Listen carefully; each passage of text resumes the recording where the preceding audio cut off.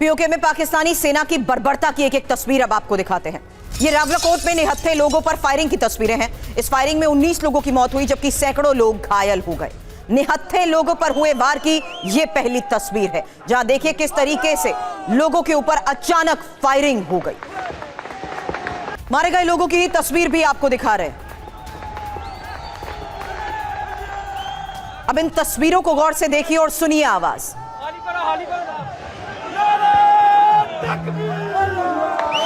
पाकिस्तान फौज की बर्बरता की वो तस्वीर जहां लोगों पर फायरिंग कर दी गई। पीओके में कल मतदान का पहला चरण था और रावलाकोट में ही मतदान पर विरोध प्रदर्शन कैसे तेज हो गया उसकी लगातार तस्वीरें आपको दिखाएंगे। इस प्रदर्शन में किस तरीके से निहत्थों पर गोलियां चली वो तस्वीर आपने देखी। अब देखिए प्रदर्शनकारियों ने चुनाव का कैसे विरोध किया। धांधली के आरोपों से विवाद और ज्यादा बढ़ गया। मतदान के दौरान पाक फौज ने गोली चला दी।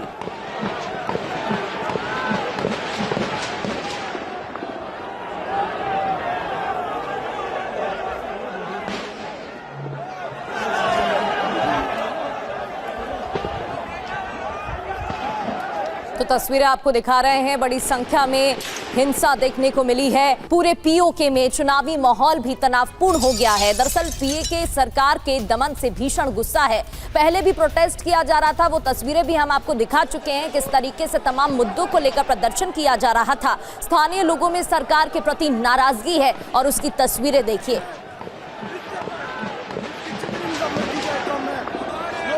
स्थानीय लोगों में नाराजगी देखने को मिल रही है। महंगाई से लेकर भ्रष्टाचार तक कई मुद्दों को लेकर प्रोटेस्ट पहले भी हो चुका है।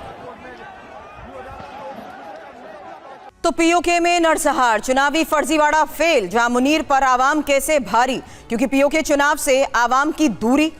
वहीं हिंसा में 19 लोगों की मौत की खबर। इसके अलावा मीरपुर डिवीजन में भी बवाल हुआ। जेएएसी का बॉयकॉट कामयाब रहा। इमरान की पार्टी ने बहिष्कार किया। ये चुनाव नहीं फर्जीवाड़ा, ये आवाम का कहना है। जबकि पोलिंग बूथ पूरी तरह से खाली रहे, किसी भी बूथ पर वोटर ही नहीं पहुंचे। मुनीर सेना की बर्बरता से लोग और ज्यादा भड़क चुके हैं, जबकि मुनीर का चुनावी ड्रामा भी फेल हो चुका है, जिससे संकेत भी साफ है कि पाकिस्तान के हाथ से अब पीओके निकल चुका है। इस्लामाबाद से नेता पीएमएलएन के नेता डॉक्टर इरशाद अहमद खान हमारे साथ हैं। खान साहब, निहत्थे लोगों पर नरसंहार, गोलियां बरसा दी गई। सड़क पर तो गोलियां बरसा के हालात को नियंत्रण में कर लेंगे, लेकिन जनता का जो भरोसा टूटा है, बहिष्कार, जुल्म को देखते हुए जालिम तक कह रहे हैं आवाम के लोग आपको।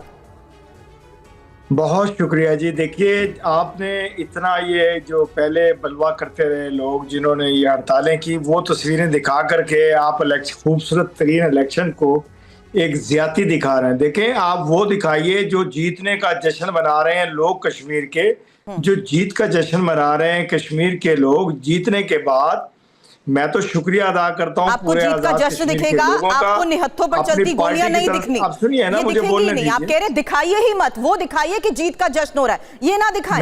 लोगों की आवाज सुनाइए, आप ही के लोगों की आवाज है ना। 20 मिनट आपने इंट्रो दिखाया, मुझे 1 मिनट बोलने दीजिए प्लीज। बात ये मैं कर रहा हूं कि देखें, मैं शुक्रिया अदा करता हूं आजाद कश्मीर के लोगों का, पूरी आवाम का, अपने कायद मियां मोहम्मद नवाज शरीफ साहब की तरफ से, अपनी पार्टी मुस्लिम लीग नून की तरफ से, जिन्होंने आजाद कश्मीर के लोगों ने मुस्लिम लीग नून पे एतमाद का वोट दिया और जितवाया मुस्लिम लीग नून के लोगों को। लेकिन आपने लोगों की आपबीती नहीं सुनी क्या? खान साहब, उनकी तरफ से भी बातें सामने आई हैं जहां ये तक कहा गया है कि उनका ना संपर्क हो पा रहा है अपने परिजनों से, उनकी जान चली गई है, ये तक कहा जा रहा है। और आप बात कर रहे हैं जश्न की, वो तस्वीरें भी सामने आई थी जहां बूथ पहले चरण में खाली दिखाई दिए थे। जो हंगामा खत्म हो चुका, वो तस्वीरें क्यों दिखा रहे हैं आप? कल का आप बताइए ना, जवाबदही इसको लेकर नहीं है क्या सर? जितने बेहतरीन तरीके से रैली की ओपनिंग कर रहे हैं जिसमें आपने पहले ये बताया कि हमने कितने सक्सेसफुली चुनाव करवा रहे हैं, इस हकीकत को आप रूल आउट कर देंगे जहां वो लोग साफ कह रहे हैं कि हम तो अपने आप को पाकिस्तान का हिस्सा मानते ही नहीं है। देखें, मैं आपको कह रहा हूं, ये वो हंगामे की तस्वीरें दिखा रहे हैं जो पहले 2 माह पहले हुआ, वो चीजें दिखा रहे हैं। मैं आपसे अर्ज कर रहा हूं कि बेहतरीन तरीके से इलेक्शन हुआ, वो दिखाइए। सवाल सर, क्यों हुआ ऐसा? लोगों पर निहत्थे लोगों पर गोलियां क्यों बरसाई? इस तरह के देखें, जो अपोजिशन पार्टी होती है, जो पार्टी हार रही होती है, कुछ लोग हंगामा भी करते हैं, कुछ लोग लड़ाई झगड़े भी करते हैं, लेकिन फिर भी उस हिसाब से भी पुरअमन इलेक्शन हुआ और लोग जीत के बहुत खुशियां मना रहे हैं। मैं ये अर्ज कर रहा हूं, लेकिन आप सुनने के लिए तैयार नहीं है। सर मैं सुनने को तैयार हूं, लेकिन आपने मेरा सवाल नहीं सुना। मैंने आपसे पूछा चुनाव में बहिष्कार ही उस बात का सबूत है कि भरोसा टूट चुका है। मैंने आपके साथ सवाल सीधा किया इन तस्वीरों के आधार पर कि सड़क पर गोली चलाकर तो हालात को नियंत्रण कर लेंगे आप, लेकिन भरोसे का क्या करेंगे? ये वो लोग हैं जो खुद को मानते ही नहीं है आपका हिस्सा, आपसे ही आजादी की मांग करते आ रहे हैं। इस प्रदर्शन को क्या कुछ ही दिन हुए थे? कितने महीनों से चल रहा है? कितने महीनों से बच्चों पर अत्याचार, महिलाओं पर अत्याचार की खबरें आ रही हैं? आप उसका जवाब ही नहीं दे रहे हो सर। मैं जवाब दे रहा हूं ना, मुझे बोलने देंगी तो मैं जवाब कितनी देर से बोलने दे रही हूं सर? आप जज्बे की बातें कर रहे हैं। सवाल भी मुझसे करती हैं, जवाब भी खुद से देती हैं। आप जवाब दीजिए, सीधे सवाल का जवाब दीजिएगा। लेकिन मैं सीधे सवाल का जवाब दे रहा हूं। मैं ये कह रहा हूं कि पुरअमन इलेक्शन हुआ, बेहतरीन इलेक्शन हुआ। अच्छा, जीत का जश्न मनाया कश्मीर ने। आपकी तरफ सफे मातम बिछा हुआ काकरोच पार्टी की तरफ से। आपने अपने बच्चे बच्चियों को दहशतगर्द अकाउंटेबिलिटी तो हमने ले ली। आप ये बताइए जो खाली बूथ की तस्वीरें सामने आई थी उसको लेकर क्या कहेंगे? आप बात कर रहे हैं कि अच्छे से चुनाव हुआ है, शांतिपूर्ण तरीके से चुनाव हुआ है, तनावपूर्ण चुनाव की तस्वीरें सामने आ रही हैं, खाली बूथ की तस्वीरें सामने आ रही हैं। आप उस पर तो कुछ बोलिए, अपने देश की बात करिए।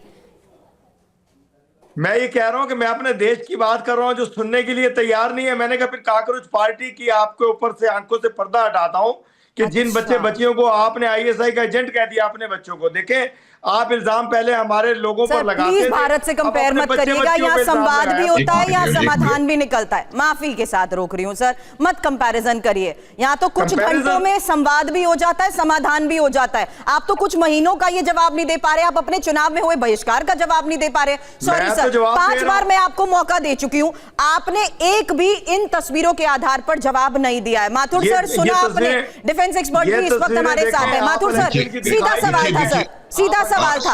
आप गोलियां बरसा के सड़क पर तो हालात कंट्रोल कर लोगे, ये भी झूठ बोल रही हैं आप। कोई गोलियां नहीं बरसी, नहीं बरसी सर। मैं दोबारा तस्वीरें दिखा देती हूँ। अच्छा, वैसे तो मुझे आपको जस्टिफाई नहीं करना, लेकिन आपको मैं लोगों की बात सुना देती हूँ। आप कह रहे हैं गोलियां नहीं बरसी, आप कह रहे हैं गोलियां नहीं बरसी। दोबारा वो तस्वीरें दिखा दूंगी, लोगों की आप बीती भी सुना दूंगी, लेकिन उससे पहले मुझे एक जवाब माथुर सर से लेने दीजिए। तस्वीरें तो यहाँ की है ना, इसको लेकर आप क्या कहेंगे? फायरिंग की आवाज भी सुनाई दे रही है, गोलियां चलने की आवाज सुनाई दे रही है, और आपको इनकी आप बीती नहीं समझ आ रही है। मैं ये कह रहा हूं, जीत के जश्न की तस्वीरें दिखाइए।